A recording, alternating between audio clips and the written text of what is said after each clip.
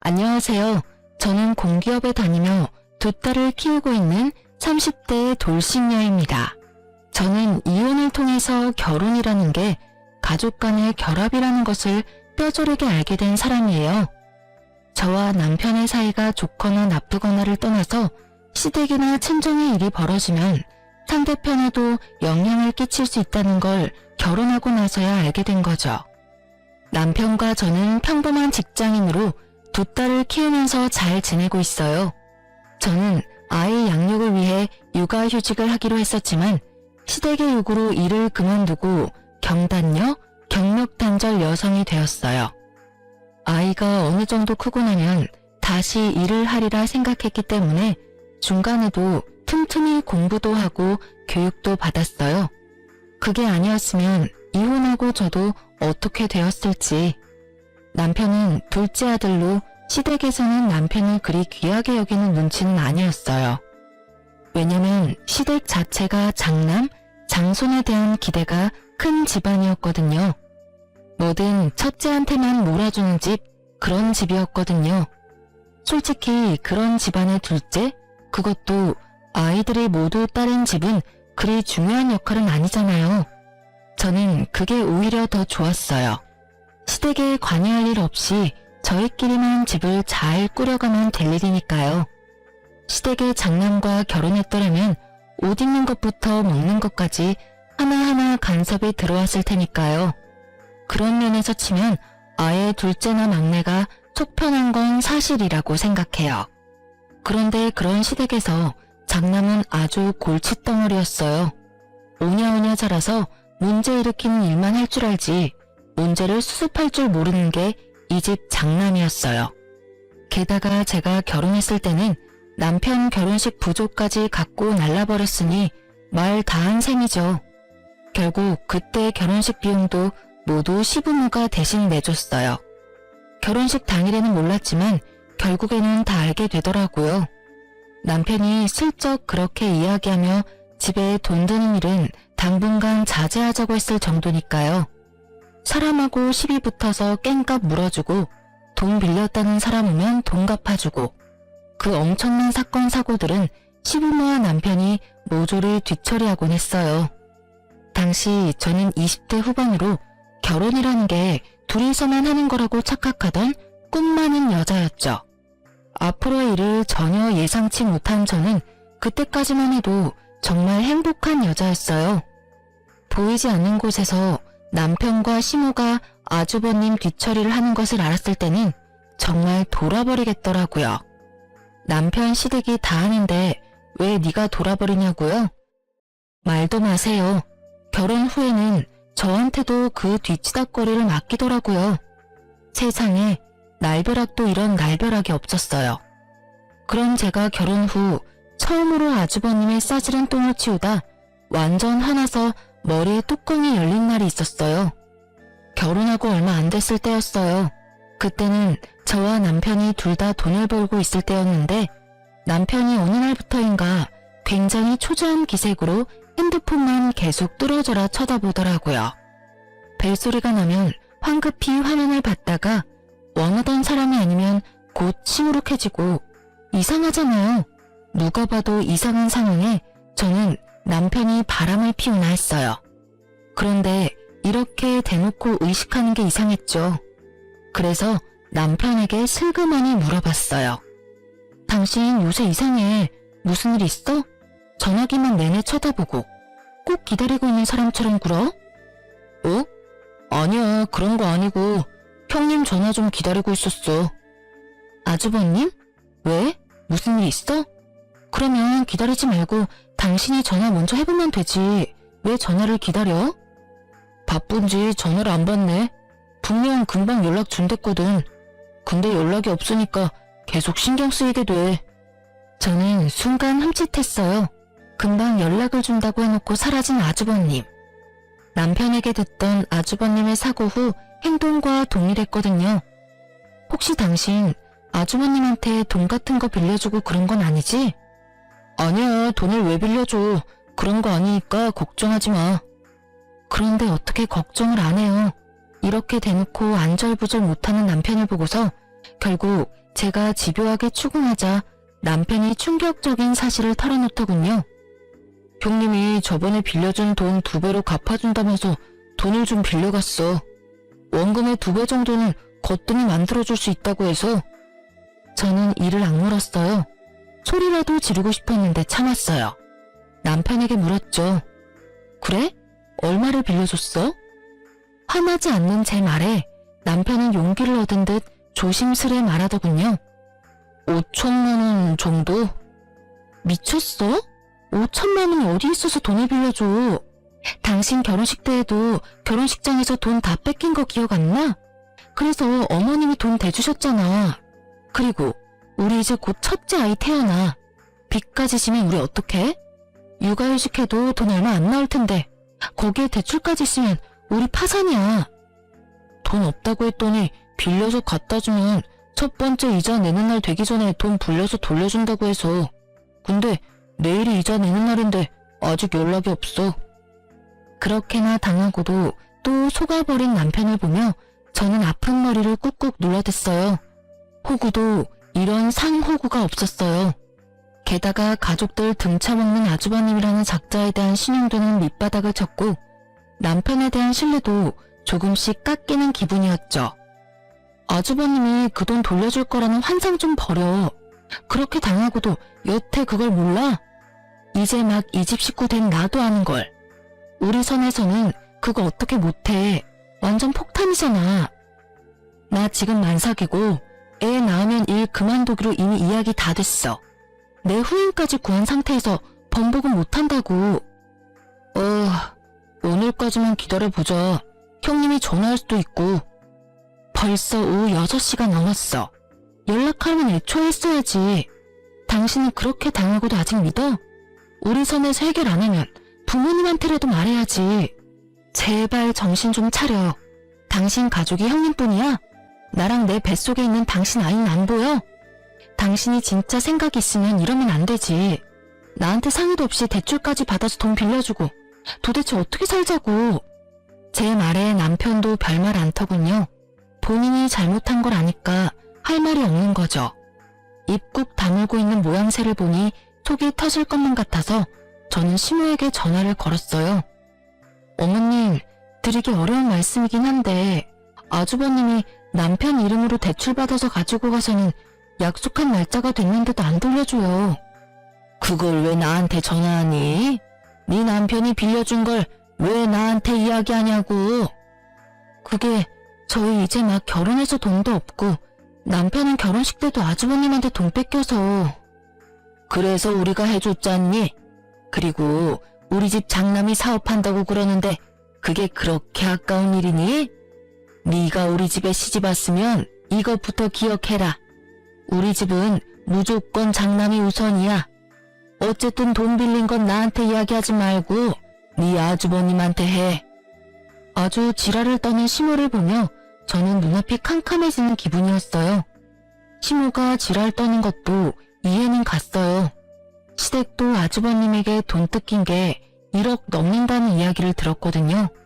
그런 자식을 두고도 오냐오냐 하는 건 이해가 안 갔지만요. 결국 초조하게 굴던 게 친정 엄마에게 들켜버렸어요. 한 달 이제만 100만 원 넘게 나가는데 초조하지 않은 게 이상했죠. 엄마가 제 이야기를 듣더니 돈을 좀 모아놓은 게 있는데 도와줄까 하더라고요. 금액은 딱 5천만 원이었어요. 저는 너무 기뻤지만 한편으로는 이게 무마가 되면 또 친정 믿고 남편이 돈을 빌려주지 않을까 하는 아주 합리적인 의심이 들었죠. 일단은 그 돈 빌려서 남편에게 말했어요. 일단 이 돈으로 대출 갚아. 이건 무슨 돈인데? 눈이 휘둥그레진 남편의 모습에 저는 한숨을 푹 쉬며 답했어요. 우리 엄마가 도와주신 거야. 이거 받고 대출금 갚아. 아니면 진짜 우리 힘들어. 둘 다 월급 고만고만한데 아파트 대출금에 그것까지 끼면 감당 안 되는 거 알지? 필요 없어. 내가 갚으면 돼. 왜 내가 이런 도움 받아야 하는데? 이런 도움 함부로 받아오지 마.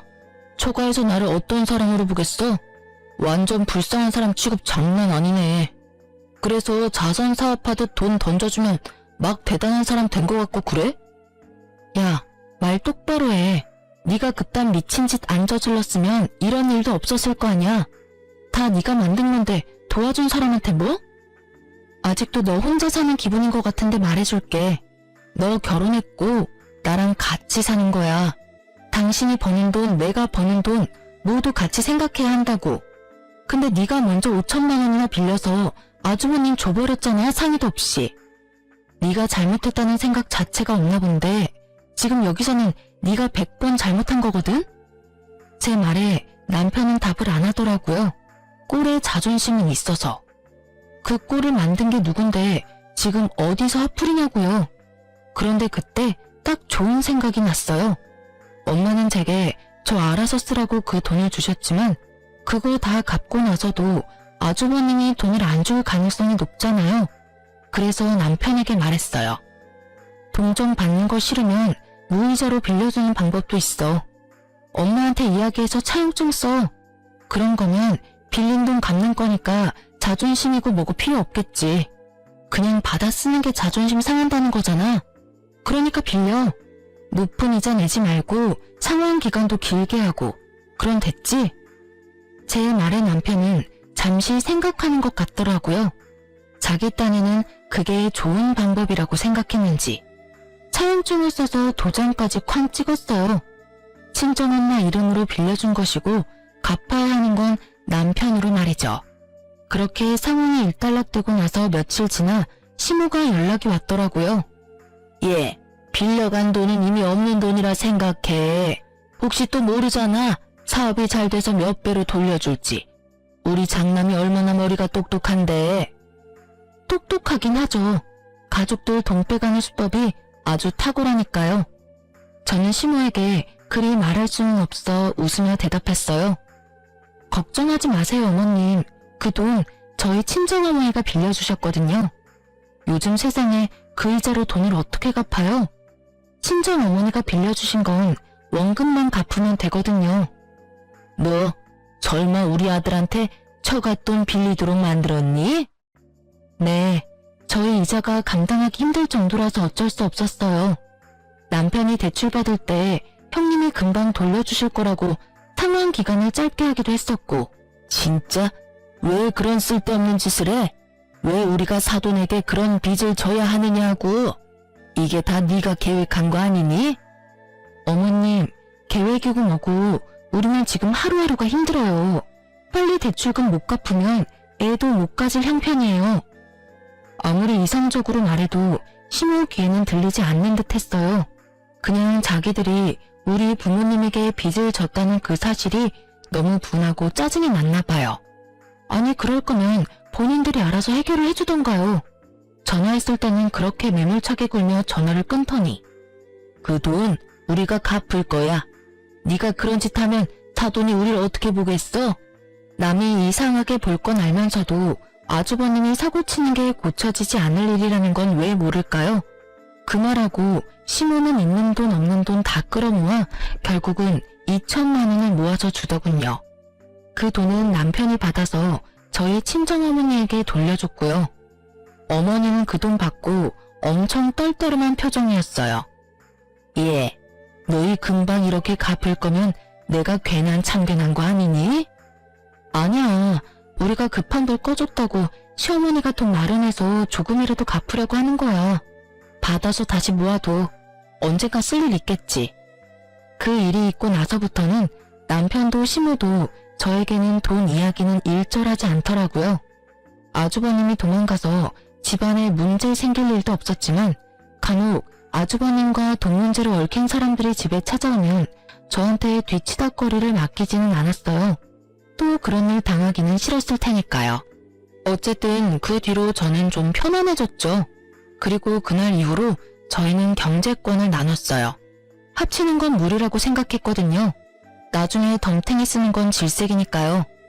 평온한 날들이 계속되자 둘째가 생겼고 저는 경단내로 지내며 공부를 하고 있었죠. 전 직장으로 다시 돌아갈 수는 없으니 다른 곳을 노리기 위해서 공부를 했어요. 그간 남편이 우리 집에 갚은 돈은 얼마 되지 않았죠. 장모에게 빌린 돈이 달콤하긴 했는지 갚을 생각이 전혀 없더라고요. 그러면서 그딴 싸구려 자존심은 왜 세웠는지. 하지만 3년 만에 도망갔던 아주버님이 집에 돌아왔어요. 그래서 저는 이번에야말로 아주버님에게 돈을 받을 생각이었어요. 그런데 아주버님 손에는 작은 갓난쟁이 하나가 있더라고요. 아주버님은 사고 친 것만큼 이혼 경력도 화려했거든요. 그런데 첫 번째와 두 번째 결혼에서는 아이를 낳지 않았는데 이번에는 아이가 같이 왔더라고요. 게다가 아들이었죠. 장남이 데려온 장손, 그것만으로도 시부모는 아주 좋아 죽더군요. 아주버님이 이혼을 했든 말든 아예 상관을 안 하더라고요. 시부모님이 불려서 간 그날 시댁은 아주 잔칫날처럼 푸짐하더라고요. 그런 와중에 저는 아주버님에게 인사를 하고 말했어요. 아주버님, 이제 그만 저희 남편한테 빌린 돈 갚아주세요. 저희 남편 아직도 그 돈 갚으면서 힘들게 살거든요. 남편이 말하지 못할 걸 예상하고 제가 말한 거였어요. 그런데 아주버님이 눈을 동그랗게 뜨더니 저한테 이렇게 말하더군요. 재수씨, 내가 돈을 빌린 건 내 동생이야. 엄마도 동생도 나한테 돈 돌려달라고 안 하는데 왜 재수씨가 나한테 돈을 달라고 요구해? 내가 재수씨한테 돈 빌린 건 아니잖아? 아주버님 말에 저는 기가 찼어요. 아주 개소리를 정성스레 하는 꼴을 보니 확 열을 받았죠. 윗사람이든 뭐든 그래도 할 말은 해야겠더라고요. 네, 그 돈 남편이 빌려드렸죠. 근데 그 돈 저희 친정 어머님이 남편한테 빌려줬거든요. 그러니까 갚으셔야죠. 솔직히 결혼 전에는 어떠셨는지 모르겠는데 결혼했으니 저도 남편이 하는 일에 충분히 간섭할 수 있거든요. 그게 가게를 위협하는 일이면 더더욱 그럴 수밖에 없고요. 제 말을 듣던 아주버님은 인상 좋은 얼굴로 웃더니 제가 아닌 남편에게 말하더라고요. 너 좋은 와이프 얻었네. 남편 일에 화낼 줄도 아는 와이프. 좋지. 돈 이번 주까지 마련해 줄게. 걱정하지 마. 이렇게까지 걱정하는 재수씨가 있는데 내가 어떻게 못 본 척하냐? 그렇지? 그러더라고요. 그 말에 남편 얼굴은 간만이 활짝 피었고요. 사실 2배까지는 아닌데 1.5 정도는 부풀렸지. 아쉽네. 더 맡겨놓으면 2배는 거뜬할 텐데. 그 말에 남편이 넘어갈 것 같아 저는 얼른 남편을 막았어요. 그냥 주세요. 원금만 돌려주셔도 돼요. 제 말에 아주버님은 싱긋 웃으며 알겠다고 답하더군요. 그 돈이 다시 돌아오길 바라며 저희는 집에 돌아갔고 약속날이 돼서 시댁으로 찾아갔어요. 그런데 아주버님은 없고 시모가 아이를 보고 있더군요. 육아의 고됨이 우러나는 시모의 모습에 저는 아주버님부터 찾았어요. 그런데 안 계시더라고요. 혹시 돈이라도 뽑으러 갔나 싶었는데 갑자기 시모가 제게 아이를 안겨주더군요.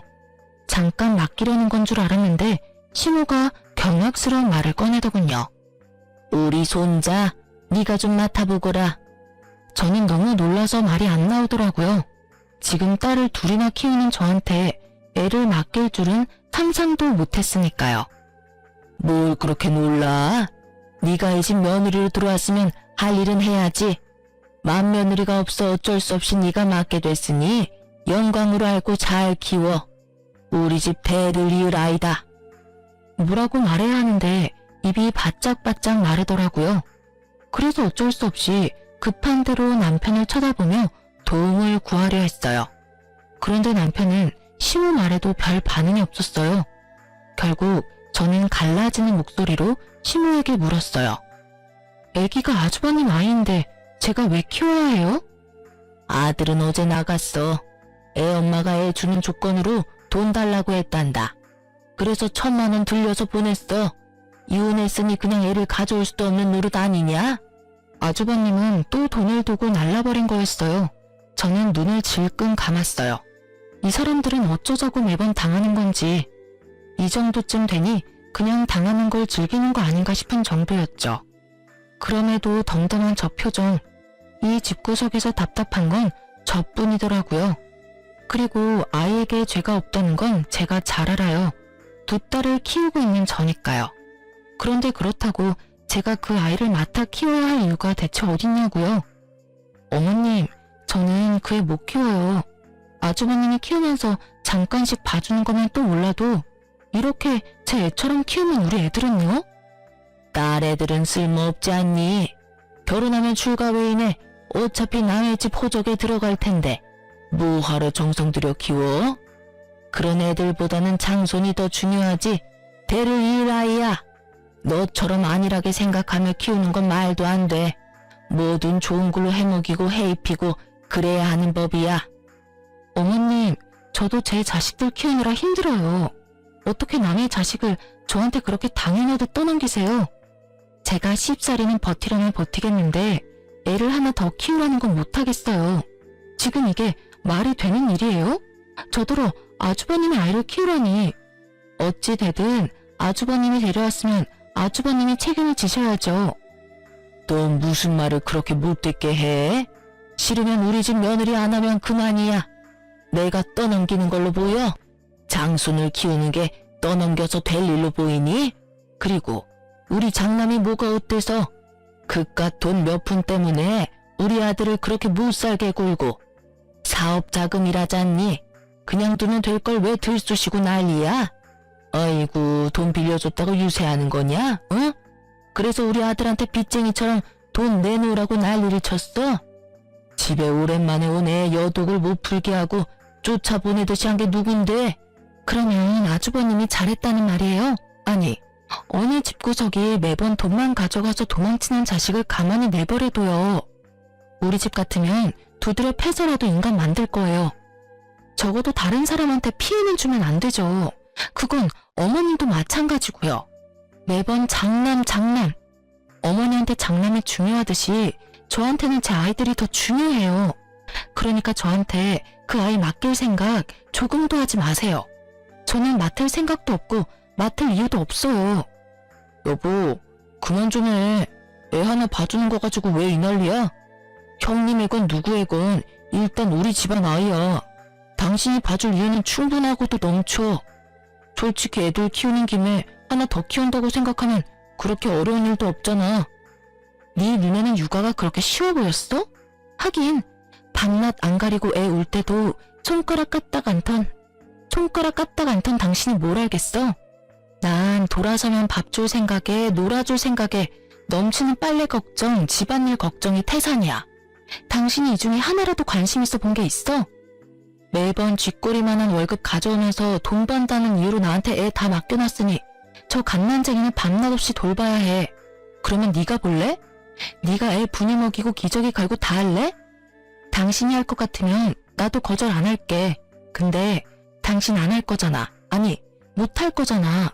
어차피 일한다는 핑계로 아침 8시부터 저녁 8시까지 집에는 오지도 못하는 주제에 네가 애 보냐? 내가 애 보지. 그러면 나한테 최소한 어떻게 할지 물어라도 봐야지. 당신은 항상 그래. 바뀐 게 단 하나도 없어. 아주버님한테 돈 뜯길 때도 나한테 아무 말 없이 그 큰 돈 턱턱 빌려주더니 이번에도 나한테 말도 없이 애 맡기려고 하는 그 생각이 완전히 글러먹었다고. 남편에게 지금껏 쌓아온 모든 걸 내뱉고 났더니 속이 후련하더라고요. 제 폭주를 지켜보던 시모는 눈을 크게 뜨고 놀란 눈치였고 남편도 당황한 기색이 역력했죠.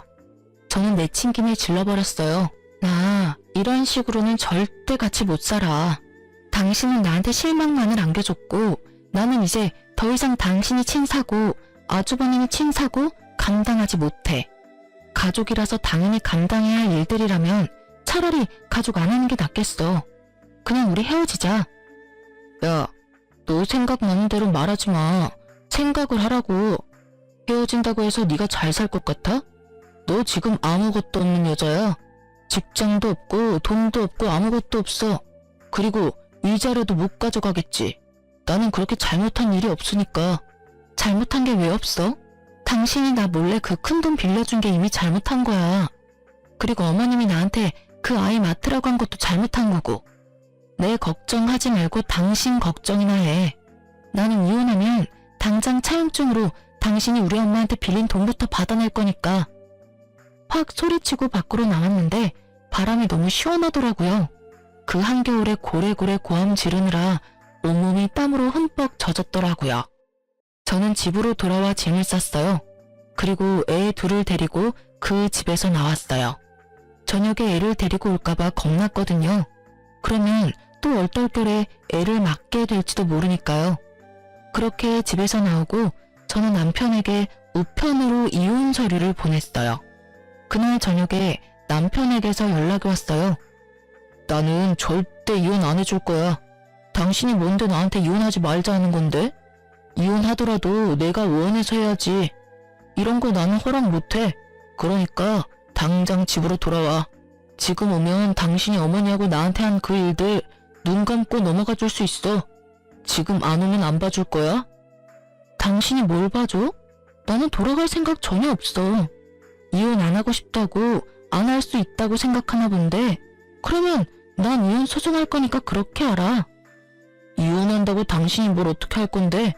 일 안 하면 애들 못 데리고 가는 거 알지? 그래, 그래서 직장 구하는 중이야. 어떤 사람이 보더라도 문제 없는 직장 구할 테니까 내 걱정하지 말고 당신 걱정이나 해. 소송하면 당신이 나한테 좋아할 게 하나둘이 아닐 테니까. 아니, 애 하나 맡아달라는 게 이혼까지 할 문제야? 이해가 안 되잖아. 애 둘 키우면서 하나 더 키우는데 무슨 문제냐고. 문제 당연히 있지. 지금 애들 키우는데도 내가 이미 한계거든. 셋이나 키우라고? 내 자식도 아닌 아이를? 내가 왜 네 잘난 형님이 싼 똥 치우고 살아야 하는데? 만약에 아주버님이 잘못되어서 애 봐줄 사람이 없다면 내가 돌볼 수도 있었겠지. 나도 그렇게 마음 모진 사람은 아니니까. 근데 이건 뭐야? 돈은 있는 대로 다 사기쳐서 뜯어가는 놈이 이번은 애 볼모로 돈 또 등쳐먹어 놓고는 애는 애대로 나한테 맡긴다고? 안 되지. 난 그건 절대로 못해줘. 그러니까 당신이랑 나 사이에 더 이상 타협점은 없어. 알겠어? 결국 남편은 단호한 제 말에 별다른 대꾸 없이 전화를 끊었어요. 그리고 그 다음날 저희 친정으로 시모가 찾아왔더라고요. 그 애를 데리고요. 넌 어떻게 책임감이 그렇게 없어? 애는 끝까지 봐줘야지. 아직 너희 이혼한 사이도 아닌데 집까지 나가서 이렇게 찾아오게 만들고. 사돈댁이 우리를 어떻게 보겠어? 참 웃기지도 않을 걱정을 하시더라고요. 이미 우리 부모님 내에서 저희 시댁은 평판은 제로인데 말이죠. 시모는 그렇게 말하며 애를 또 저한테 넘기려 하더군요. 미쳤어요? 저희 이혼 사유가 그 애 때문인데 왜 제가 그 애를 맡아요? 데리고 가시고요. 애가 아무리 봐도 아주버님이랑 안 닮은 것 같은데 그것부터 의심해 보셔야 하는 거 아니에요?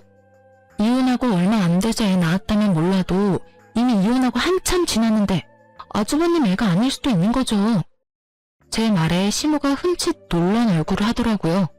하긴 자기도 장남한테 그만큼 당했으니 이제는 장남의 수법을 알 때도 됐겠죠. 저는 처음부터 의심하던 것을 말했을 뿐이었고 처음으로 그럴 수도 있겠다고 생각한 건 시모였죠.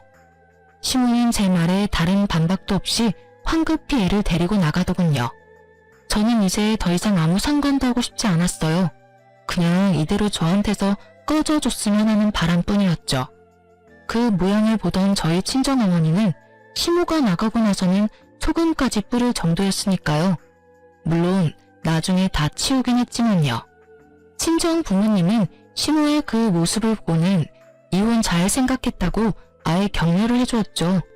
그리고 남편이 이혼 서류를 끌어안고 작성해주지 않고 시간만 끄는 동안 부모님의 육아 도움으로 공기업에 입사할 수 있었어요. 이혼 직전에 직장을 가지게 돼서 너무 좋았어요. 그렇게 저에게는 좋은 일들이 하나둘씩 일어나고 있을 때 시댁은 난리도 아니었더라고요. 아이가 아주버님과 닮지 않았다는 말에 시모는 그 길로 가족 확인 검사를 했나 보더라고요. 친자 확인을 하려니 아주버님이 안 계셨잖아요. 그래서 가족 확인을 했는데 전혀 다른 핏줄이었던 거죠. 혈연 관계가 1도 없는. 결국 띵받은 시모는 돈을 갖고 날라도 찾지 않았던 아주버님을 애가타게 찾으며 다녔다고 하더라고요. 그런데 쉽게 찾을 수 있을 리는 없잖아요. 그러자 아예 대상을 바꿨더라고요. 애를 맡긴 세 번째 맏며느리를 찾아가기로 한 거죠. 그쪽은 생각보다 쉽게 찾았다고 해요. 그런데 거긴 나름대로 문제가 있었더라고요.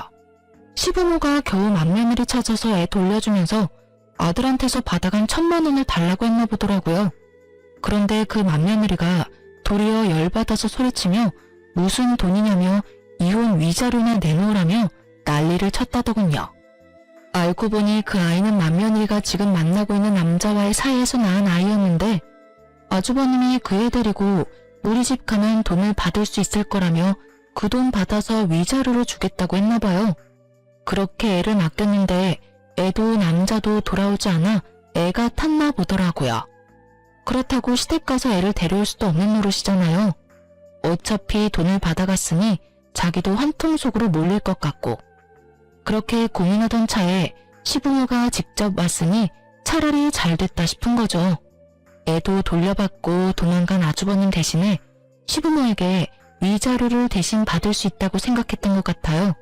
근데 그 세 번째 맏며느리와 그 맏며느리의 무서운 남자친구 때문에 시부모님은 결국 위자료에다가 애까지 납치했다는 이유로 돈을 더 뜯어나갔다더군요. 그 이야기를 전해 듣는데 참 조금 있으면 그 집과 인연을 끊을 수 있다는 게 참 다행이라는 생각이 들더군요. 만약 이혼 진행 중이 아니었으면 저 꼴을 당하며 스트레스까지 받았을 것이고 결국에는 뒤치다거려야 할지도 모르니까요. 그리고 남편도 아주버님이 친 사고 때문에 곤란한 건 마찬가지였어요. 당신 엄마가 빌려준 돈 빨리 갚아줄래?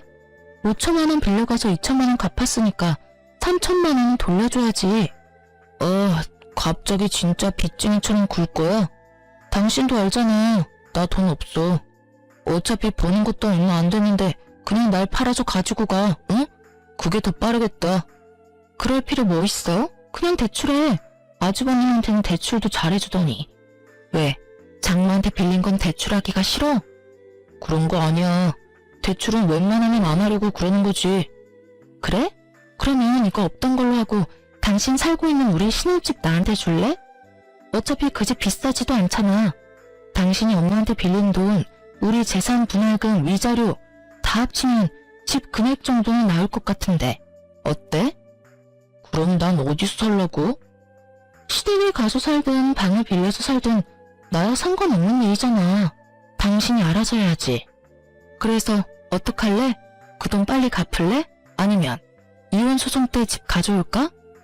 결국 시댁에 가는 건 싫었는지 남편은 대출받아서 제게 돈을 갚아줬어요. 저는 그걸 엄마에게 줬는데 엄마는 그거랑 저번에 시모에게 받았던 2천만 원을 같이 주면서 이번에 이혼하고 받게 되는 돈이랑 합쳐서 새 집을 얻으라고 하더라고요. 모자라면 엄마 아버지가 더 지원해 주겠다고요. 친정 부모님께 정말 고마웠어요. 그렇게 이혼이 완료되고 저는 아이들을 둘 다 데려올 수 있었어요.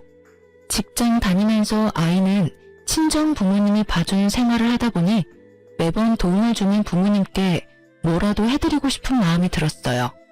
그래서 아주 비싼 일식 횟집을 예약했어요.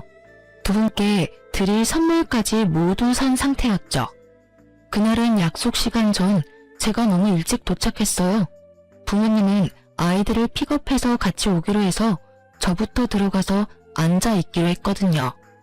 그날따라 일에 찌들어서 그런지 옷이며 화장이 그리 잘 받지 않아서 좀 찌들어 보였지만 그래도 잘 보일 사람 없다는 생각에 별 생각 없이 횟집 앞에서 기다리고 있었어요. 예약 시간보다 너무 일찍 와서 들어가기 못했거든요. 그런데 그때 가게 밖으로 누군가 나오더라고요. 바로 전시모였어요. 이혼 후 한 번도 만난 적 없었는데 여기서 만날 줄이야. 그런데 전시모는 그 횟집 직원 앞치마를 하고 있더라고요.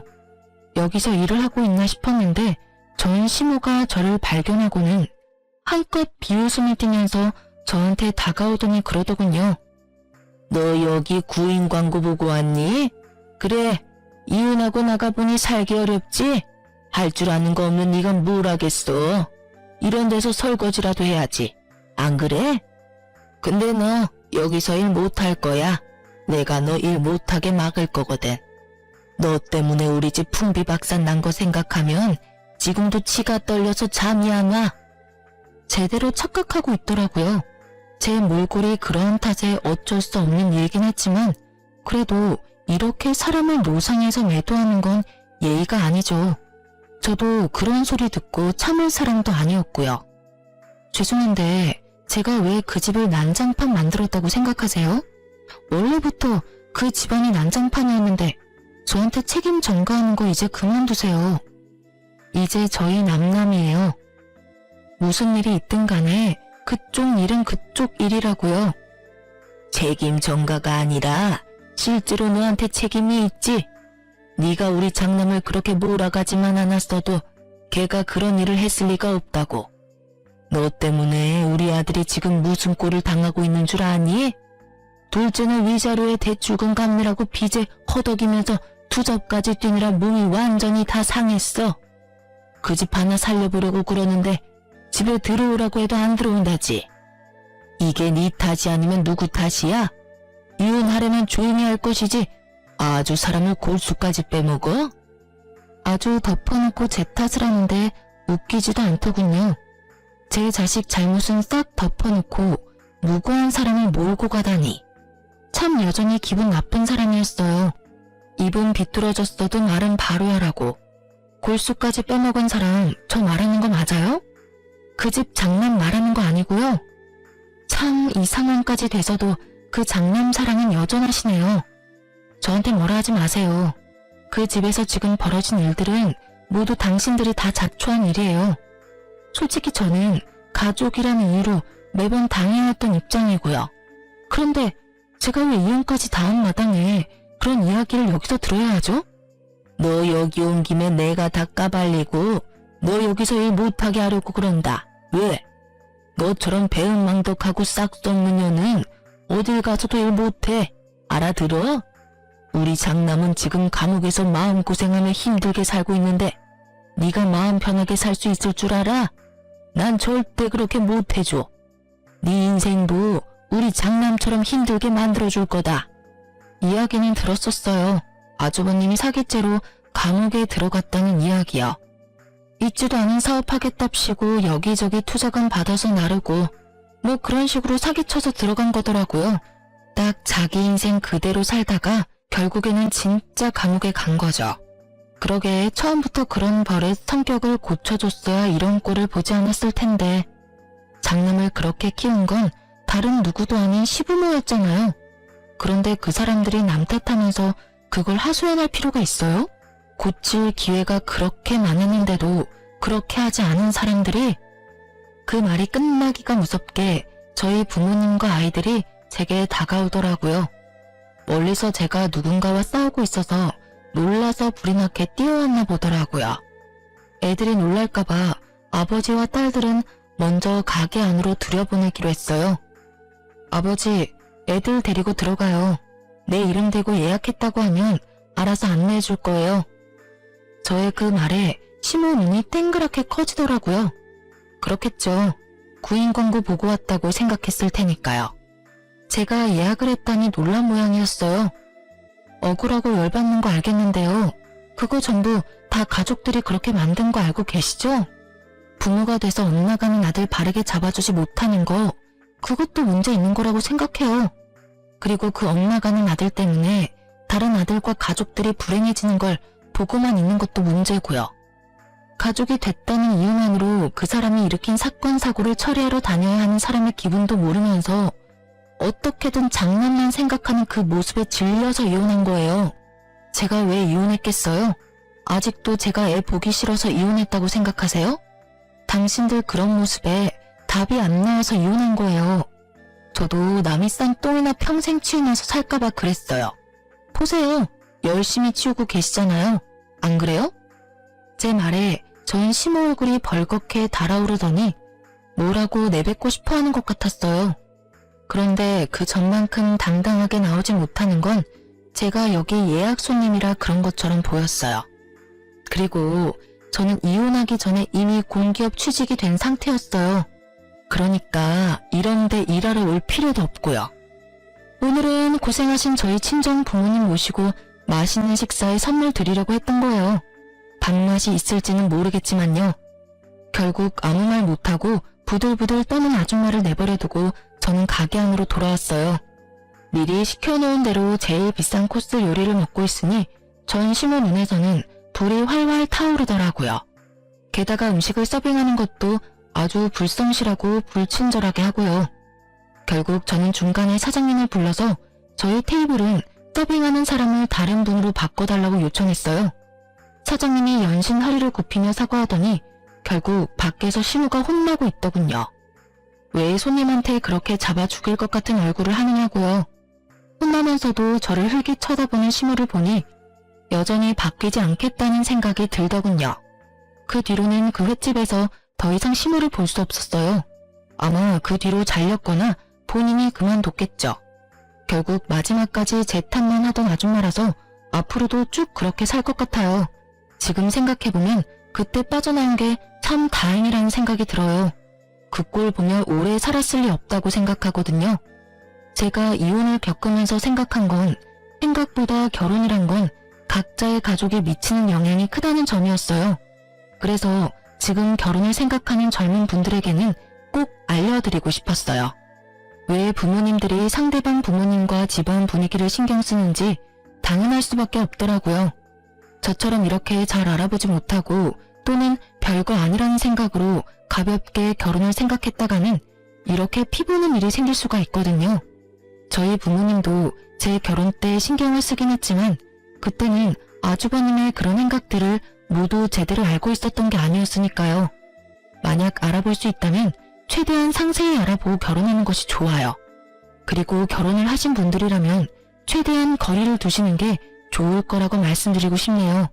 가까우면 저처럼 이용당할 수 있거든요. 저의 결혼 생활에 그런 것을 생각하지 못한 게 흠이긴 하지만 저의 경험으로 인해서 다른 분들께 알려드릴 수 있는 기회는 생겼잖아요. 그리고 이미 그곳과는 멀리 떨어진 채 자유롭게 잘 살고 있으니까요. 혼자서 애 둘을 키운다는 건 쉬운 일은 아니에요. 편하기보다는 힘들고 평온하기보다는 전쟁 같은 날들이 더 많죠. 그렇지만 확실한 건 다른 사람의 친 사고로 제가 고통받는 일은 없다는 게 중요한 거죠. 글을 쓰다 보니 참 저도 대단한 집에 있었다 싶네요. 글 읽으면서 답답하게 느끼셨다면 안심하세요. 저는 지금은 전혀 그렇지 않으니까요. 전 시댁 식구들은 본인들 스스로 판 무덤에 여전히 스스로 눕기 일보 직전이지만요. 생각보다 글이 길어졌네요. 시간 내에 읽어주신 분들에게 작은 재미, 작은 도움, 작은 위로가 될 수 있기를 바래요. 모두 즐거운 하루 보내세요.